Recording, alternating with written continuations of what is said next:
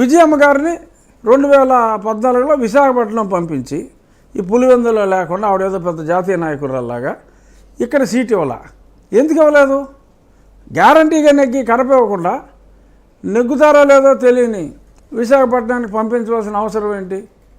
అంటే some external force or could be at one time external subsequently internal force would have compelled him to get rid of. అత్తకోడలకి అక్కడ పడదు కదా, so అక్కడ తోసేస్తే ఆవిడే పోద్దని అనుకుని ఉండొచ్చు.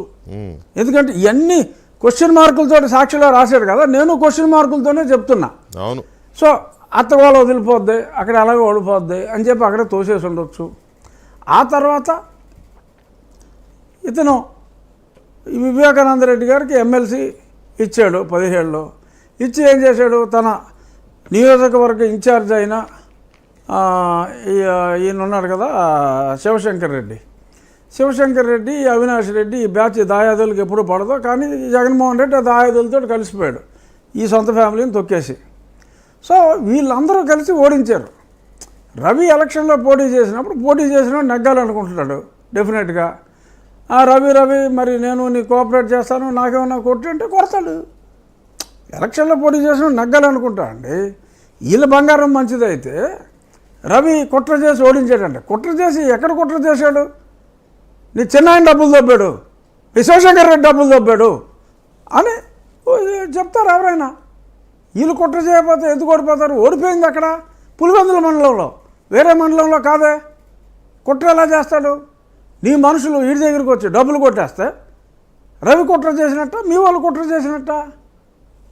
సో ఇక్కడ తప్పు చేసింది వాళ్ళు. అంటే బహుశా తప్పు కూడా వీళ్ళే చేయించుంటారు, వీళ్ళే ప్రోత్సహించుంటారు. మీరు ఏదో డబ్బులు చేసుకోండి అని చెప్పి కూడా వీళ్ళే చెప్పు ఉండొచ్చు. ఎందుకంటే ఎప్పటి నుంచో 99 నుంచి వివేకానంద రెడ్డి గారి మీద కోపం ఉంది కాబట్టి అది కూడా జరిగి ఉండొచ్చు. These things can't be ruled out. రాజకీయంగా లబ్ధికి ఈయన ఏదైనా పదవిలో ఉండి, ఈయన ఏదైనా మంత్రి పదవిలో ఉంటే వారసత్వం కోసం, రాజకీయ వారసత్వం కోసం ఆ నర్రెడ్డి రాజశేఖర రెడ్డి ఆర్ అసలు రాజకీయాల్లోనే లేని నర్రెడ్డి వాళ్ళ అన్నయ్య ఇంకో శివప్రకాష్ రెడ్డి వీళ్ళు ఏదో పోరాడుకున్నారట.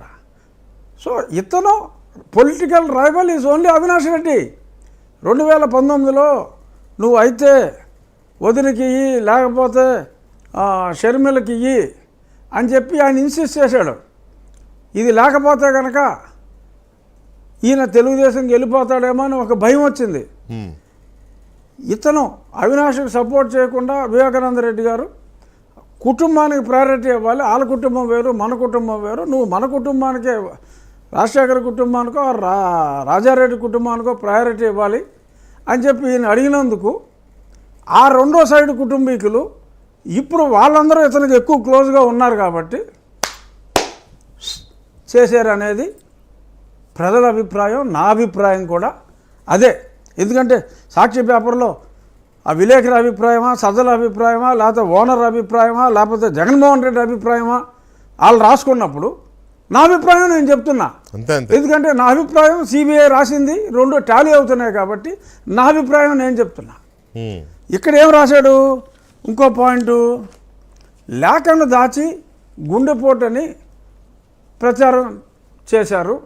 గుండెపోటని వీళ్ళు చెప్పలా, గుండెపోటని సాక్షివాడు చెప్పాడు. ఫస్ట్ 8ంటికి కూడా అదే చెప్పాడు, విజయసాయిరెడ్డి అభినయంతో చెప్పాడు.